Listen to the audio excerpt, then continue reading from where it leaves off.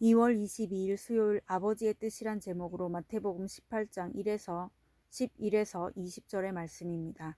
사랑의 하나님 감사합니다. 오늘도 말씀 묵상의 시간을 허락해 주심에 감사합니다. 이 시간을 통하여서 하나님의 말씀이 들리고 복음이 들리기 원합니다. 말씀대로 믿고 살고 누리는 인생이 되게 하시고 오늘도 함께하여 주시옵소서. 감사드렸고 예수님의 거룩하신 이름으로 기도드립니다. 아멘. 본문의 말씀입니다. 너희 생각에는 어떠하냐? 만일 어떤 사람이 양 100마리가 있는데 그 중에 하나가 길을 잃었으면 그 99마리를 산에 두고 가서 길 잃은 양을 찾지 않겠느냐? 진실로 너희에게 이르노니 만일 찾으면 길을 잃지 아니한 99마리보다 이것을 더 기뻐하리라. 이와 같이 이 작은 자 중에 하나라도 잃는 것은 하늘에 계신 너희 아버지의 뜻이 아니니라. 내 형제가 죄를 범하거든 가서 너와 그 사람과만 상대하여 공부하라. 만일 들으면 내가 내 형제를 얻은 것이요 만일 듣지 않거든 한두 사람을 데리고 가서 두세 증인의 입으로 말마다 확증하게 하라. 만일 그들의 말도 듣지 않거든 교회의 말하고 교회의 말도 듣지 않거든 이방인과 세리와 같이 여기라. 진실로 너희에게 이르노니 무엇이든지 너희가 땅에서 매면 하늘에서도 매일 것이요 무엇이든지 땅에서 풀면 하늘에서도 풀리리라. 진실로 다시 너희에게 이르노니 너희 중에 두 사람이 땅에서 합심하여 무엇이든지 구하면 하늘에 계신 내 아버지께서 그들을 위하여 이루게 하시리라. 두세 사람이 내 이름으로 모인 곳에는 나도 그들 중에 있느니라. 아멘. 좋은 말입니다. 권고하다는 어떤 일을 하도록 권하다, 원어의 뜻은 충고하다, 조언하다입니다. 확증하다는 확실히 증명하다라는 의미입니다.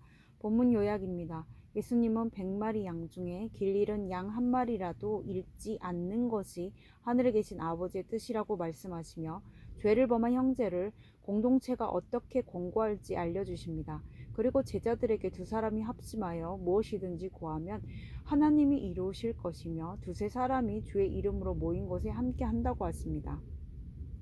오늘의 중보기도입니다. 복음을 위해 헌신하는 선교사들을 위해 합심하여 기도하는 공동체를 더해 주옵소서. 아멘. 본문 해설입니다. 첫 번째, 길 잃은 양 한 마리의 비유 11에서 14절의 내용입니다. 앞서 천국에서는 누가 크니까라고 묻던 제자들에게 예수님이 공동체에서 잃은 양 한 마리를 찾는 자가 가장 큰 자가 아니겠냐고 반문하십니다. 하나님은 99마리 양보다 잃은 양 하나를 찾을 때 더 기뻐하십니다. 그러므로 우리는 가족 안에 영적으로 길을 잃고 방황하는 그 한 사람, 우리 교회에서 길을 잃은 그 한 사람을 찾아 그를 위해 기도하고 공동체로 초대해야 합니다. 그리고 때로는 기다리기도 하면서 영혼 구원을 위해 내가 할 수 있는 일을 마다해서는 안 됩니다. 적용 질문입니다. 길 잃은 양처럼 방황하고 있는 내 가족이나 지체는 누구입니까? 그를 내 아버지 하나님이 찾으시는 한 사람으로 여깁니까? 두 번째, 공동체의 공고 15에서 17절의 내용입니다. 예수께서 공동체에서 드러난 죄를 어떻게 다루어야 하는지 가르쳐 주십니다. 예수님은 죄를 범한 형제에게 먼저 1대1로 다가가서 공고하라고 하십니다. 그러나 그래도 듣지 않으면 두세 증인이 함께하고 그래도 듣지 않으면 교회에 말해야 합니다. 이렇게 형제에게 사랑으로 권고하는 것도 중요하지만 내가 공동체의 권고를 잘 듣는 것도 중요합니다. 공동체의 반복된 권면을 듣고 있지 않다면 길을 잃은 양이 바로 나 자신인 것을 알아야 합니다. 적용 질문입니다.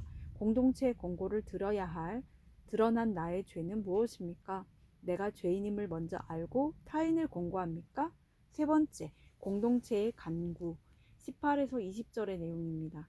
예수님은 천국 열쇠의 멜 권세와 풀 권세를 다시 언급하시면서 교회 공동체가 죄를 범한 형제를 돌이켜 회개하게 하도록 권고해야 할 사명이 있음을, 또한 성도는 그 권고를 들어야 함을 알려주십니다.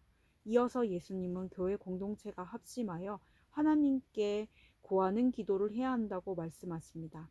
이 기도는 욕심과 정욕으로 구하는 기도가 아니라 길 잃은 양 한 마리의 영혼 구원을 위한 합심의 간구여야 합니다.